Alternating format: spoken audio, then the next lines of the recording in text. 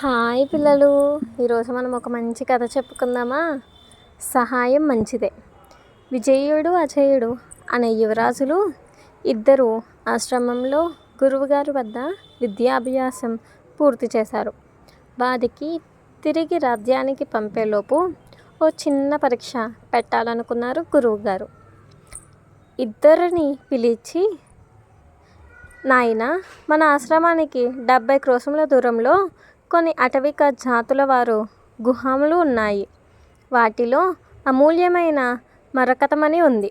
దాన్ని ఎవరు తొందరగా తీసుకువస్తారో వారే ఈ పరీక్షలో విజేత అని చెప్పారు. దాంతో యువరాజులిద్దరూ గుహలను వెతుక్కుంటూ బయలుదేరారు. దారిలో వారికి ఒక వ్యక్తి తీవ్ర గాయాలతో కనిపించాడు. ఆగితే ఆలస్యం అయిపోతుందని అజయుడు ముందుకు వెళ్ళిపోయాడు. కానీ విజయుడు మాత్రం ఆగి అతడికి సపర్యాలు చేసి ఎవరో ఏంటో కనుక్కున్నాడు. కాస్త స్థిమితపడి ఆ వ్యక్తి వెళ్ళిపోయాక విజయుడు మళ్ళీ బయలుదేరాడు. కొంత దూరం వెళ్ళాక అతడికి అజయుడు అటవిక తీగల చేతిలో బందీగా కనిపించాడు. వెంటనే విజయుడు వారితో స్నేహంగా మాట్లాడి అజయుడిని విడిపించాడు.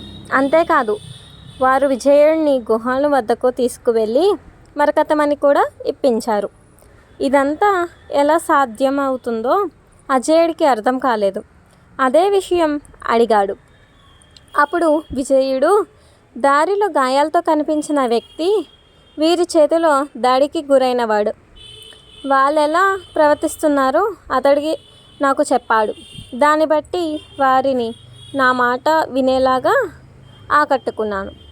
వాళ్ళ ద్వారానే మనీ కూడా ఎక్కడుందో చెప్పించాను. పక్కవారికి సహాయం చేస్తే అది మనకు మంచి విషయాన్నే చేస్తుంది అని అర్థమైంది అజయుడికి.